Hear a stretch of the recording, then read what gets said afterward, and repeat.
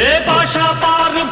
பாரு பட்டாளத்து நடைய பாரு பகை நடுங்கும் படைய பாரு கோட்டு சூட்டு ரெண்டும் எடுத்து கோட்டு நடக்கும் புலிய பாரு அற்றி எரியும் நெருப்ப போல சுட்டெரிக்கும் விழிய பாரு ரத்தம் வேர்வை ரெண்டும் கொண்ட ராஜாங்கத்தின் மன்னன் தானடா